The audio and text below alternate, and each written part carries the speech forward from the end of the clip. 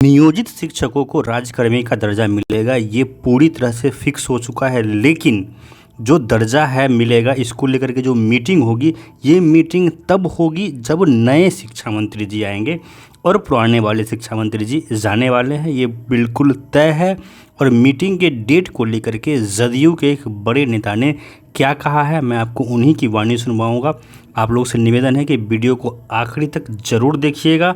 और जदयू के एक बड़े नेता ने साफ साफ बता दिया है कि मीटिंग कब होगी और जो नए शिक्षा मंत्री आएंगे उसके बाद ही यह मीटिंग होगी। मरमरिंग तो है, कुछ न कुछ है, लेकिन जब तक मुझे लगता है व्यक्तिगत रूप से मंत्रिमंडल का विस्तार नहीं हो जाता, तब तक इस मामले में बैठक संभव नहीं होगा मेरी समझ से। और मुझे लगता है जो कि अगस्त माह के प्रथम सप्ताह में हो सकता है, वो प्रथम द्वितीय सप्ताह तक में ये हो जाए और संघ संगठन को बुलावा चले आवे। आप लोगों ने जदयू नेता की जुबानी सुन लिया, उन्होंने साफ साफ ये बात कह दिया है कि ये जो डिले हो रहा है मीटिंग में, उसके पीछे सिर्फ और सिर्फ एक ही कारण है। जैसा कि मैंने पहले भी आपको बताया था कि मंत्रिमंडल का विस्तार होने वाला है और मंत्रिमंडल का विस्तार होने का सीधे सीधे तात्पर्य यही है कि शिक्षा मंत्री जी बदलने वाले हैं। आप लोग को पता होगा, जितने भी शिक्षक अभ्यर्थी हैं और साथ ही साथ जितने भी नियोजित शिक्षक हैं, आप लोग को ये बात अच्छे से पता है कि पिछले कुछ महीने ही कह लीजिए, आप तो दिन नहीं, लगभग 15 से 20 दिन से ऊपर हो गए हैं कि अपने वर्तमान शिक्षा मंत्री जी अपने कार्यालय नहीं जा रहे हैं। पूरी तरह से जो कार्यपालिका है वही शिक्षा मंत्रालय को चला रहा है, यानी कि पूरी तरह से कहिए तो के पाठक ही है जो विभाग को हैंडल कर रहे हैं। शिक्षा मंत्री जी खासे नाराज़ है के पाठक से, और कहीं ना कहीं के पाठक जो है वो नीतीश कुमार के इशारे पे पूरी काम कर रहे हैं। जदयू के नेता ने क्या क्या बातें कही हैं वो भी मैं आपको आगे इस वीडियो में सुनाऊँगा, आप लोग आखिरी तक बने रहिएगा। लेकिन इससे पहले ये बात आप जान लीजिए कि जो चीज़ नियोजित शिक्षकों ने किया है और जो बड़ी जीत इनको मिलने वाली है राज्यकर्मी के दर्जा के तौर पे, इससे कहीं ना कहीं जो मेरिट के लोग हैं, मेरिट के नाम पे जो लोग चंदा लेते हैं, मेरिट के नाम पे जो लोग आंदोलन करते हैं, इन लोग को सीखने की आवश्यकता है। आपको मैं अगर बता दूं, अगर आपको याद हो तो बात ये कही गई थी कि 14 तारीख के बाद ही मीटिंग की जाएगी। और देखिए आज 30 तारीख है, अभी तक मीटिंग नहीं हुआ है।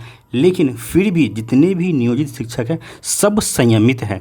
किसी ने भी एक भी अभद्र टिप्पणी सरकार के खिलाफ, नीतीश कुमार के खिलाफ या फिर जो वर्तमान शिक्षा मंत्री जी हैं उनके खिलाफ नहीं किया है। क्यों? मैं शुरू से कहता रहा हूँ, एक ही लॉजिक है, जिससे आपको मांगना है उसके प्रति आपको शो करना पड़ेगा, कर्टसी उसके प्रति आपको शो करना पड़ेगा कि हम आपका सम्मान करते हैं, हम आपका इज्जत करते हैं। शिक्षा मंत्री को अब गाली दे करके शिक्षक कभी भी नहीं बन सकते हैं। मैं शुरू से कहता रहा हूँ कि जितना मेरिट को बर्बाद या मेरिट को बदनाम सरकार ने नहीं किया, उससे ज़्यादा बर्बाद और बदनाम मेरिट के सो कॉल्ड चुटपुंजिया नेताओं ने किया है, चिंदीचोर नेताओं ने किया है। अभी भी मैं इस बात को कहता हूँ, ज़रा आप लोग इस बात को सही से समझिए। मैं जो विरोध कर रहा हूँ वो सुप्रीम कोर्ट में किए गए केस का मैं विरोध नहीं कर रहा हूँ। जिन लोगों ने जिस तरीके से केस किया सिर्फ़ और सिर्फ अपना दारू मुर्गा खाने के लिए, इस चीज़ का मैं विरोधी हूँ। जो 25 लाख रुपया पानी में बहा दिया गया, उसमें से अगर 10 लाख रुपए का भी सही उपयोग किया गया होता तो आज आप लोग जीत गए होते। सब नहीं जीतता है, जितने लोग पटिशनर बने थे, जिन लोगों ने 5,000 रुपया दिया था, कम से कम आप लोग को एक सुखद न्यूज़ मिलता। लेकिन फिर से आप लोग को सुप्रीम कोर्ट में हराने के बाद अब हाई कोर्ट के नाम पे आप लोगों से ठगी शुरू कर दी गई है। और मैंने पहले ही भविष्यवाणी कर दी गई थी कि ये लोग हारेंगे और हारने के बाद यही कहेंगे, देखिए मैंने जी जान से, हमने जी जान से मेहनत किया और हम हार गए। खैर ये अलग मुद्दा है, ये अलग मुद्दा है। राज्यकर्मी के दर्जा पे और क्या कुछ कहा है जदयू के नेता ने, पहले आप लोग इसको सुन लीजिए। जो परीक्षा की शर्तों पर जो राज्य सेवा संवर्ग की बात की गई है, तो उसको हम लोग सकारात्मक रूप से देखते हैं और मूल मुद्दा वही है।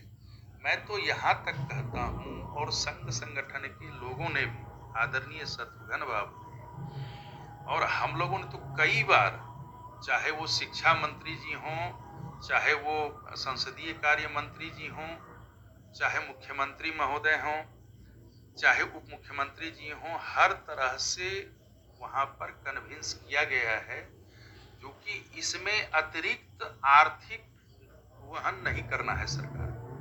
पैसे नहीं लग रहे हैं इसमें।